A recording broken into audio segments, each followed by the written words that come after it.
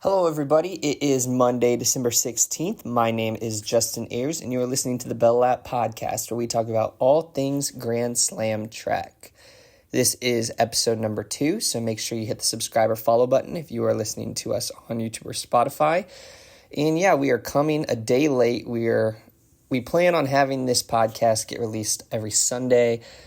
There was an internet outage in our part of Indiana yesterday, and so there was really going to be no way for us to get this posted online. So we went ahead and just waited till today, but we are going to go ahead and go over some of the 400-meter hurdlers later in the episode, so it should be a lot of fun. But looking at some recent news in the Grand Slam Track League, they recently announced 5 more signings, bringing the total to 43 of the 48 racers that they're going to have this season.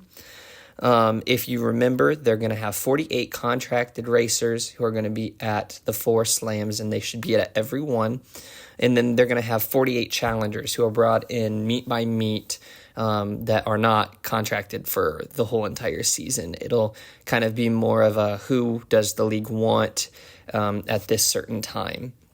And so that's where it gets really interesting with as they're signing the different individuals to the league, and people are like, oh, they might be missing somebody. There are definitely potential challengers that we would hope to see at least show up in one or hopefully more of these. But the big announcement that they made was that they did sign Alexis Holmes, which rounds out the American 4x4 that won gold and set the American women's record at the most recent Olympics. They absolutely just dominated the field, and it's probably the 4 fastest 400-meter runners in America on the female side, and so that's just huge for the league, just having that kind of firepower, and they're going to have that kind of platforms to grow the league on in its inaugural year. Holmes did also finish 6th individually in the Open 400, running a 49.77. Just a really fast, strong 400-meter runner. Joining Holmes is Nikisha Price and Oblique Seville of Jamaica. Price is the national 2024 400-meter champion on the female side. She also competed in the Olympics in the Open 4 and was a semifinalist. Seville, he's an Olympic finalist. He actually won one of the semifinal heats leading up to the final, and some people considered him a dark horse in the final, but he ended up getting 8th. That race was so tight from start to finish, and I think he was last, but also only missed gold by like 0.04 of a second.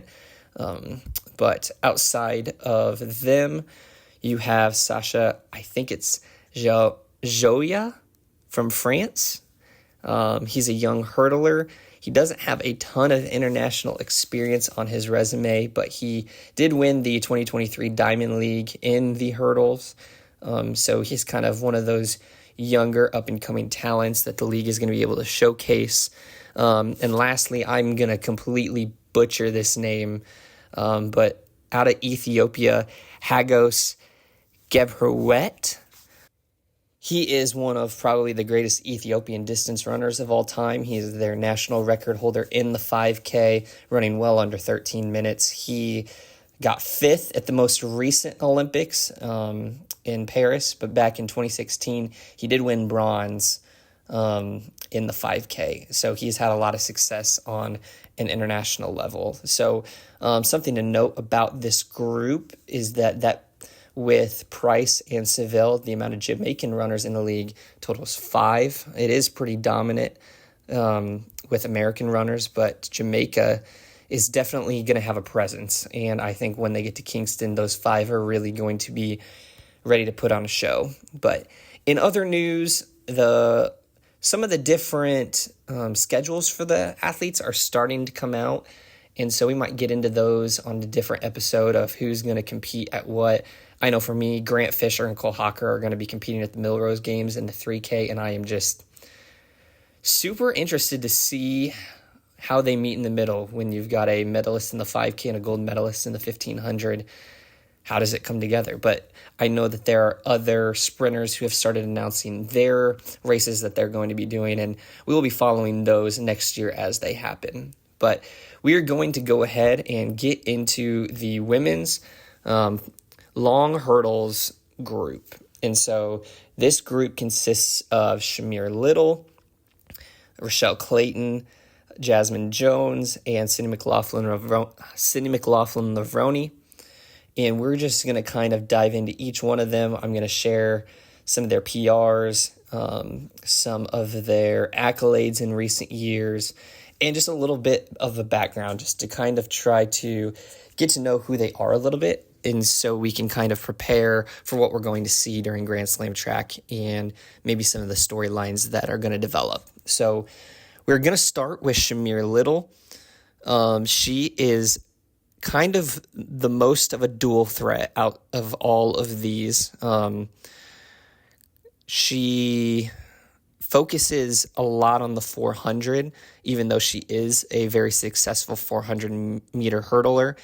She did miss out on the Olympics this year in the 400-meter hurdles, getting beat out by Jasmine Jones. But going through some of the accolades that Shamier Little has, she won gold in the open 4x4 as part of that stacked 4x4 team on the women's side. She also was a part of the silver mixed relay that just lost out to the Netherlands. Back in 2023, she was the 400-meter hurdle silver medalist at the World Championships, finishing just behind Sydney McLaughlin. She also got fourth at the World Championships the year before that. She's also a three-time NCAA champion in the 400-meter hurdles. Looking at some of her Grand Slam event PRs, her 400-meter hurdle time comes in at a 52:39. She ran that back in 2021, and that compared to the others is, I think, third fastest at the moment. Yes, she is third fastest at the moment, just behind the other two Americans in this group. Some background on Shamier Little. She is a Kentucky native. She was the daughter of two Eastern Kentucky athletes, and like the other athletes in this group, she got started at a very young age, competing in meets around the age of 8. She ended up moving to Chicago and got involved in running there as she got into high school, set a number of Illinois High School Association records in the 100 hurdles and the 200 and the 400. She had a lot of success then going internationally as she competed at the AAU Olympics in 2011, 2014 World Junior Champion in the 400 hurdles, and also in the 4x4. She ended up going to Texas A&M and was just so successful in all the events that she had, and it was a pretty easy jump to go professional for her. When you look at her hurdle, she is kind of one of those people who is able to glide over. She's not like super tall, like she doesn't have a lot of height compared to some of the athletes, but you can tell that she has the foot speed to allow herself to maybe use a little more energy on the hurdles compared to these four or these three other competitors she has. And she is just such a strong 400-meter runner, and she's been doing it consistently throughout her career. If you look back at a lot of these results you see her competing in the 4x4 and competing in the 400 hurdles.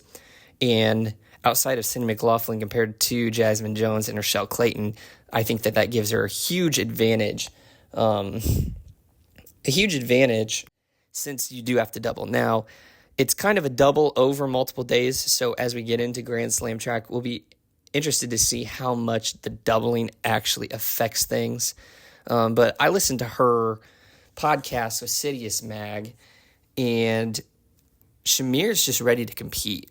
I think that there was definitely a money incentive that she hinted at and being ready to go and kind of earn her bag against some of these other athletes. And so she kind of got left out in the most recent Olympics. I mean, yes, she was a part of that fantastic 4x4 and then got the medal in the mixed, but got left out of the individual events. And I'm sure that even if she won't acknowledge it, there's probably a chip on her shoulder, especially when she lost to Jasmine Jones, who's going to be right next to her and is about 6 years her junior.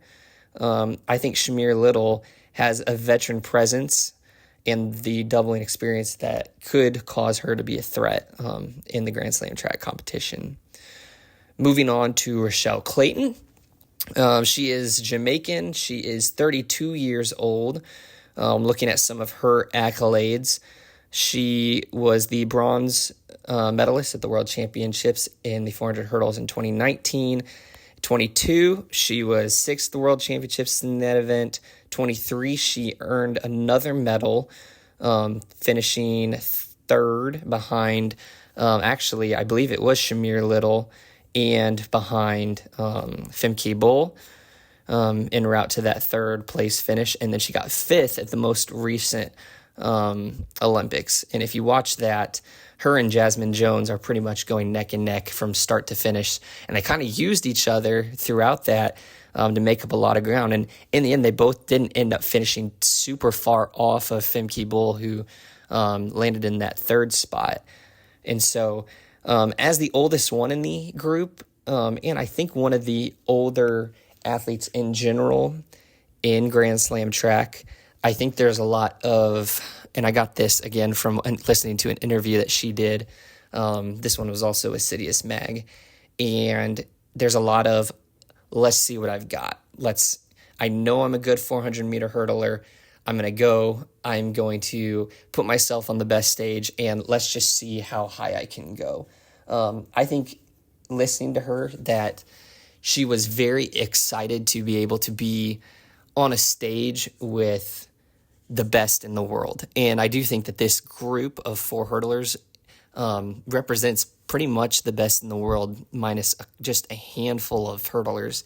And so I think Clayton at this point is just ready to see what can she do.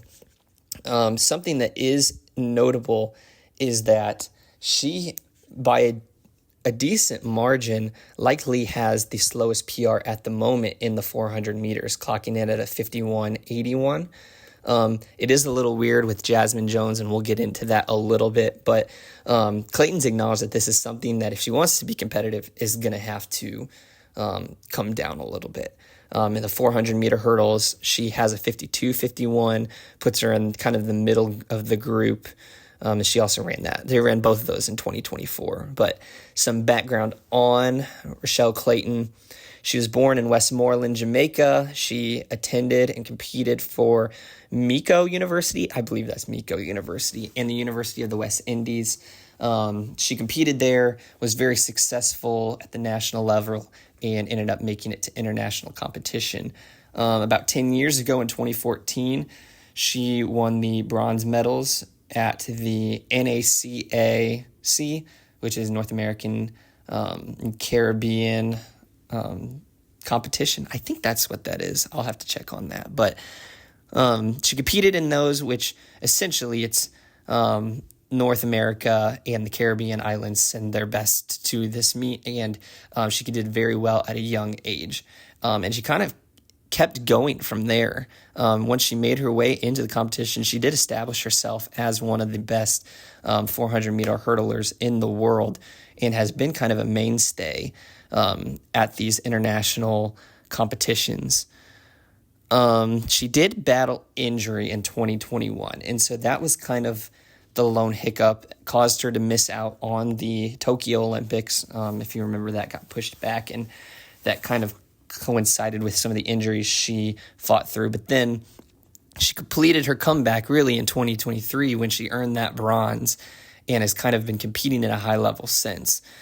She did an interview with Sports Max where she kind of talked about how after that happened, and after she saw McLaughlin come on the scene and absolutely blow everybody away, that she actually worked to change her stride over the past couple of years so she could approach hurdles in a more efficient manner like McLaughlin and Bull. She's a very 400-meter hurdlist heavy competitor. The 400's not been super in her wheelhouse, but if you watch her race, and you can pretty much go to any of the major international competitions that she's competed against others, and you watch her, and she is so powerful. She's definitely a competitor, but as she runs, she kind of leans back and really muscles her way forward, strides out, and that's a little more of her approach. That does kind of make me wonder if she is so successful at the 400-meter hurdles because she has that power that she's able to get up, get over the hurdles, and not lose that energy. But it also then makes me wonder if she does have the foot speed to crack down into the low 50s or under 50 that she's going to have to do if she is going to compete with the other members of this group. So really for her, the story of Grand Slam track in this season is like, what has she got in the 400? What does she have left? And what is she capable of? I do think that while she is one of the older athletes, she is far from out when it comes to the 400-meter hurdles. But I do think that until we see something in the 400, which the double matters in this event, because in Grand Slam track, the points are weighted and you get an equal amount depending on your finish in the 400 and the 400-meter hurdles.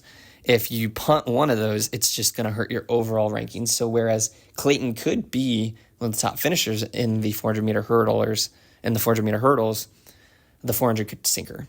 So moving on to number 3. So we'll go from the oldest of the group to the youngest of the group. And we'll talk about young athlete, 23-year-old from the U.S., Jasmine Jones. She is a fascinating athlete to watch.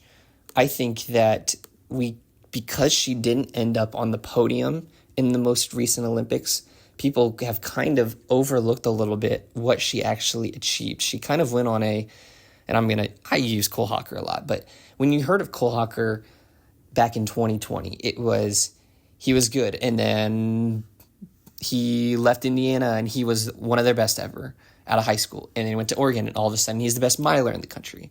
Then he goes to the trials, makes the Olympic teams. And you're like, whoa, like how high can this guy go? And he just keeps achieving. And then he goes to the Olympics and he qualifies for semis. And then he's in the finals. And then for a brief second, you're like, oh my gosh, is he going to medal? If you look at Jasmine Jones, she kind of did the same thing. She goes to indoors, and she, throughout much of her career, grew up and was a 100-meter hurdleist. Short hurdles were a lot more of her specialty. And in early 2024, she did get an indoor championship title in the 60-meter hurdles in the NCAAs. Then she makes the jump to the 400-meter hurdles. And people aren't expecting her to be as successful as she is. And she goes and she wins the thing. Now, don't get me wrong. People knew she's talented. People knew she was somebody who could go out and win it. But even as you're watching that final, you hear the commentators and they're naming all of these different athletes. And they're not talking about Jasmine Jones. And she goes out and going around that final turn, she hits the gas and wins the whole thing and wins the NCAA championship for the 400-meter hurdles. And by the end of it, it was convincing too. And then she goes on this run where she goes to the trials, and in a very stacked U.S. field, she downs Shamier Little and Delilah Muhammad and snags that third place spot in the U.S. trials. Then she goes to the Olympics, and wouldn't you know it, once she gets to the finals, she ends up in 4th place. And if you watch that race, Femke Bol, I think she had been defeated at this point in the race, and Jones was so close to nabbing that bronze medal. It was kind of like Naguse in 15 where he almost caught Kerr and got the silver. Jones was so close, and I think had she gotten that bronze, people would be talking a lot more about her and her abilities. But just a little more background on her accolades. She's 2019 USATF Outdoor U20 champ, Pan American U20 champ in 2019 as well in the 100 hurdles. And then she went on the run I just mentioned. 400 hurdles PR is 52:29. I think that's good for second in this group. Let me check Rushell. Yeah, she's second in the group. And she's got a lot of that just raw, younger talent that over the next few years, I'm sure when we get to LA in 2028, people are really going to have an eye on her as a medalist potentially. And so the interesting thing about Jasmine Jones, though, is it's all been hurdles. It was 100 hurdles and 60 hurdles. Then it was 400 hurdles, but it has never been the 400 open. And this is just where she kind of becomes the X factor of this group. She's super athletic. She grew up in Atlanta, daughter of NFL All-Pro safety Henry Jones, dominated in high school, went to USC, did her 4 years there, and then turned pro over this summer. She's up and coming, and I don't know if the world is ready maybe for what she has and what she's going to be able to do. The Grand Slam track webpage actually acknowledges in her individual paragraph, which they do for every athlete, that she should be able to run a sub 50. Maybe if it's not this year, it could be coming, but the speed is there. When you watch her run, there's not, like when I talk about Rushell Clayton, very technical, very powerful, just very good at hurdles. Jones is that too, but there's a speed element there. As you watch her kind of come off turns and finish down on the back stretch or on the home stretch, she's able to kick it into another gear that a lot of these other athletes just don't have. And so I fully expect that while it might take a few meets, and that's kind of the problem is there are only 4 meets. She's got to figure it out fast, but I think that she could have a really good shot to compete very well in the 400, and who knows, this could be an audition for maybe a world championship 4x4, or even, heck, you could be looking early at 2028 in that dominant women's 4x4 team that is probably already heavy a favorite to take home gold, and that could just be another potential medal on the shelf that Jones could earn one day. But it is worth noting she does not have any international medals. There's none, whereas the others have at least a bronze. Yeah, Rushell Clayton has a bronze. I'm checking my notes. The other McLaughlin obviously has tons of golds, and then Little has gold from the 4x4. And so Jones is kind of that inexperienced, young, and okay, when I say inexperienced, like compared to her competitors, but she could be the X factor. She has ran the 4x4 before, and I tried to find some of her splits, but I couldn't find any. So it's not like she's never ran a 400 open, but just that different level of speed it takes from the 400 hurdles is going to be interesting to see how she mixes in with the rest of the group. And last but not least, I probably don't need to spend a ton of time on Sydney McLaughlin-Levrone, but I will kind of go through and do my due diligence with her as I did with the others. But Sydney McLaughlin-Levrone, 25-year-old American, probably universally known as the greatest 400 hurdler of all time. And it really isn't close. She's got the world record. She's got all the recent medals. She hasn't lost the event since 2019. And at this point, she's in a class of her own. Just running through the accolades: 2015 World Youth Championship gold, 2016 in the Olympics, she did get 17th. Kind of went through college and then turned pro. I think she went to the University of Kentucky. Yep, then turned pro. Made her international comeback at the 2019 World Championships, where she earned silver as runner-up to Delilah Muhammad. And since then, she has not lost the 400 hurdles ever. I actually don't think she's lost a race. I can't fact check that right now, but as I'm looking at her 4x4s, she's won all the 4x4s she's been a part of as well. She earned gold in that World Championship, and then she swept in the 4x4 and the 400 hurdles in 2021 and 2022 at the World Championships and at the most recent Olympics. And each of those 3 competitions, she broke her own world record of the 400-meter hurdles. So right now, her PR in that event is a 50.37, sits at about a full second faster than all the other competitors in this Grand Slam track field. And it is a heavy, I don't know the number off the top of my head, but I think it's about 0.7 maybe 0.6 ahead of the next closest competitor of all time. I mean, it is dominant. In the 400, she's ran a 48.74. I think that puts her a full second ahead of, about a full second, just under a full second ahead of Shamier Little in the open 400. So she's got some distance there. And I think just knowing the 400 and what it takes to run a fast 400, she split a 47.8 in her leg in the 4x4 at the recent Olympics. And if you go back and you watch that event, she gets the baton and she just hits the hammer. And she takes off, opens instantly like a 50-meter gap from her in the field. And from there, the announcers were like, I guess this race is just over. They were like, maybe she started too fast, but then as she comes around that last turn, she hits just another level. I mean, she's so smooth, calm, collected. She also, like the others, got started at a young age, grew up in New Jersey. Family is a track institution. I read online that they each in their family have 5 members who have won a county title.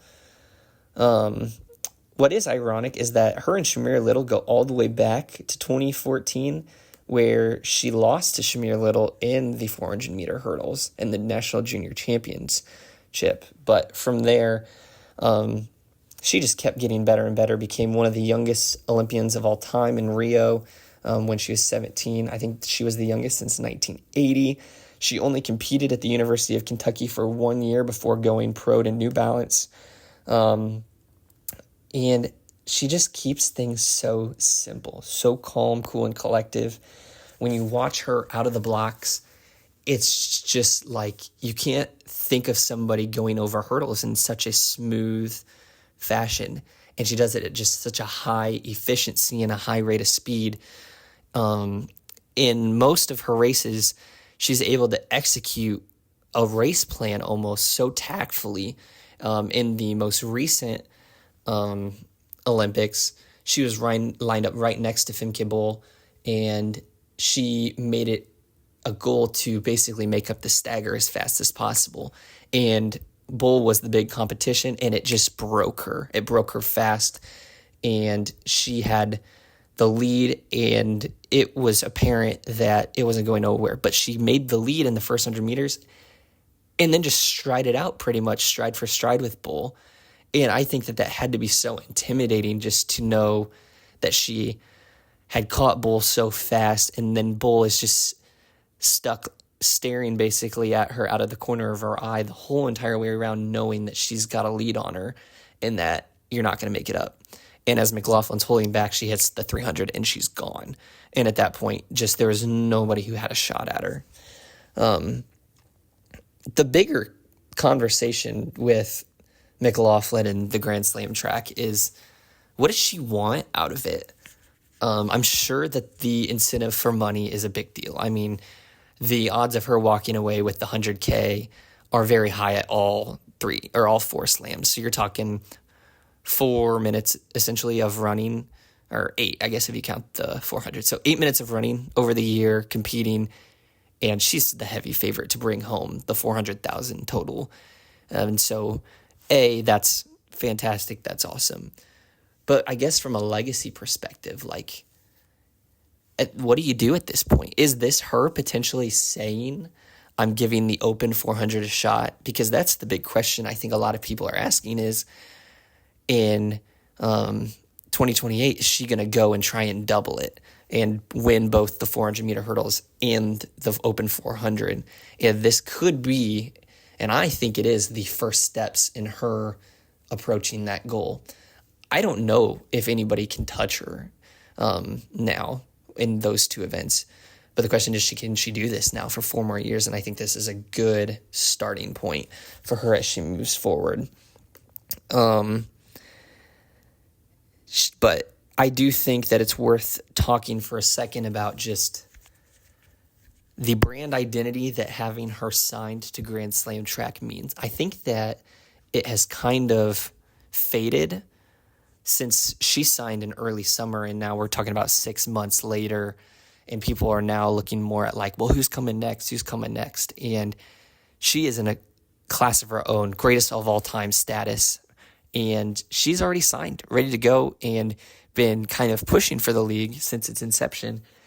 And I think we've got to remember that they have a powerhouse. She is one of the most famous female track athletes in the entire world. You're talking at least top 5. I'd argue probably number 1, but you can make some arguments about a couple other people. But she is going to draw fans to the competition. And I guess I'm curious to see what Johnson decides to do with her marketing and the rivalries, because the idea of rivalries is just such a big part of their brand. But I don't see any other of these other 3 contesting with her. I think that they are going to be awesome to compete against each other. Those 3 could be interchangeable at all 4 events.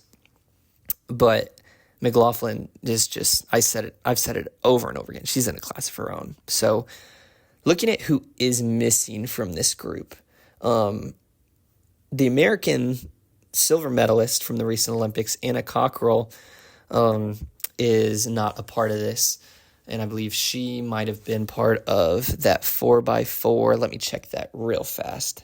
No, that's incorrect. The 4x4 was Little, McLaughlin, Holmes, and then Gabby Thomas. Gabby Thomas was the last member of that, but still, Anna Cockrell, kind of surprised with her silver medal, I think, to some people, because the other name that I'm about to mention, Femke Bol, was the big competition, the one that had hopes of knocking down McLaughlin.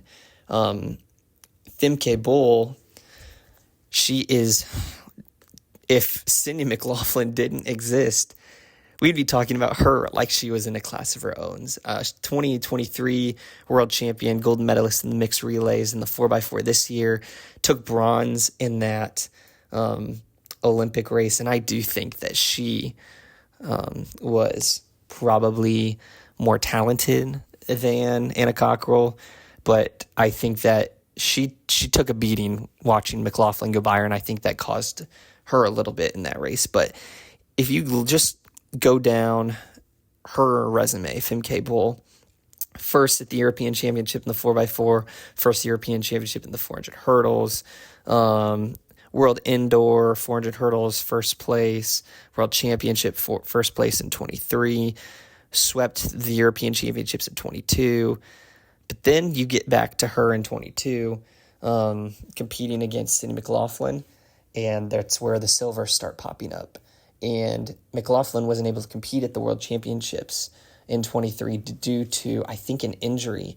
And that's where Bol went and absolutely swept the table with everybody. And so that's the rivalry I would really love to see at least once this year, if Johnson can get Femke Bol out there to compete. I'd guess I'd really be kind of surprised unless she signs to a different league if Anna Cockrell didn't hop into one of these meets, just because a lot of it is in the United States.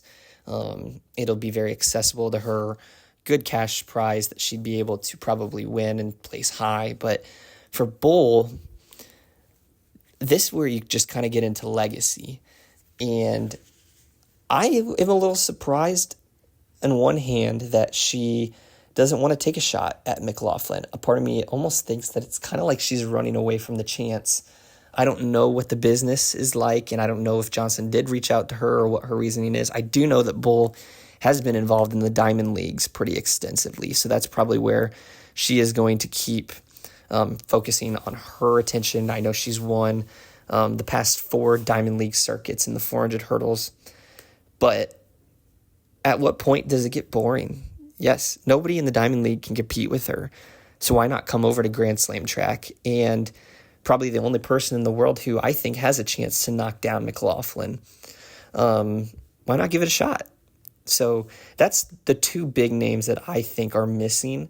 I do think, like I said, that Cockrell will find her way into this at some point. But Bull is kind of the one that I'm watching and waiting, and I really hope comes onto this list of challengers that Johnson's going to be putting together for each meet. So last thing that I'm going to be doing as I talk about each of these performance groups is I'm going to rank them on how I see their Grand Slam track finish coming out compared to the other 4 who are contracted to run at all 4 of the slams. So just against each other. First place, I do think is pretty easy. I mean, the money line would probably be like minus like 10,000 for McLaughlin. Only way I think she's not winning this in all the slams is if she gets hurt or if she trips on a hurdle, which the experience and level that she's at, I don't see happening. So I've got her winning both the 400 open and the 400 hurdles. I'm going to go to second then. I went back and forth on this a lot. And I do think that it's worth noting that the tiebreaker in Grand Slam track is their total combined time.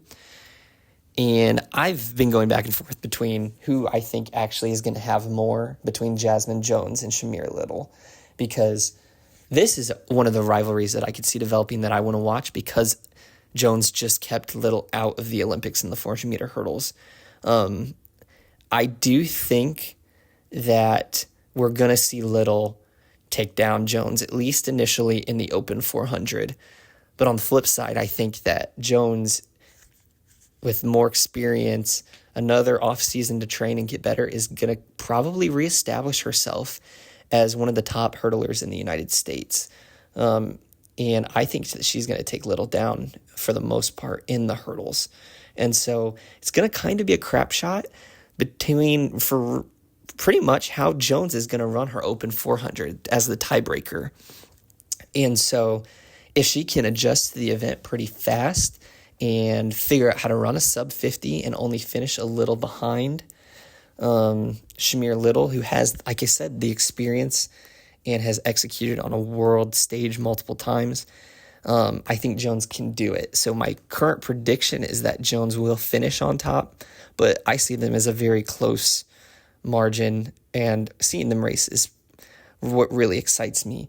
I did put Clayton in last in both, and I kept going back and watching her races, and I was just like, am I stupid? Like, is she going to be the one who comes out and just surprises everybody? And I don't think she can touch McLaughlin, but could she take down Jones? I mean, she's right behind her in the Olympic final. And I'm probably basing a lot of this on what I just don't think is the same amount of foot speed as the other 3, because she leans back and has that long and more powerful stride. I'd be interested to see when it comes down to final sprints at the end of Grand Slam track, where she brought up a good point in her interview that it's not first or bust, or it's not medal stand or bust. It's every person that you beat is $10,000 extra in your pocket. Does that maybe add another level to her kick at the end that we just haven't seen yet? And so that's my current predictions for this Grand Slam track group. I got McLaughlin at 1, Jasmine Jones at 2. The one I think is the X Factor. I actually think she's the only one in this group who really does stand a chance to take McLaughlin down in one of these, even though I do think that McLaughlin will probably go undefeated unless Bull comes in and has just this upset of her life moment, which she could. But I got Little at 3, and I got Clayton at 4. I'd love to hear feedback if you think I'm crazy. Another thing about Clayton is with that first meet being in Kingston, I could see her as the Jamaican national going in and just dominating the field and peaking for that meet, and really being ready to show out in front of her home crowd. And so maybe I'm crazy. I might be. And again, distance expertise is my strong suit. Hurdling is something that I am just kind of starting to dip my toes into. So McLaughlin, Jones, Little, Clayton, let me know what you think. This has been the Bella Podcast. Next week, haven't decided what group I want to do, but I think I'm going to alternate at least back and forth between guys and girls. And so we'll pick one of the groups that's already been rounded out. Hopefully over the week we get some more news on more people signing. I'll keep my fingers crossed that Noah Lyles decides to join up or Shakari Richardson decides to join up, even though I just don't think that it's going to happen. And I will keep my fingers crossed that Johnson figures out a TV deal, because I think that could create the hype so much. Even though, if I had to guess, I don't think that news about a TV deal is going to come out anytime soon. But again, this has been the Bell App Podcast. Make sure that you subscribe if you are on YouTube, or follow us on Spotify. My name is Justin Ayers, and I hope you guys have a wonderful day, and we'll see you guys next week.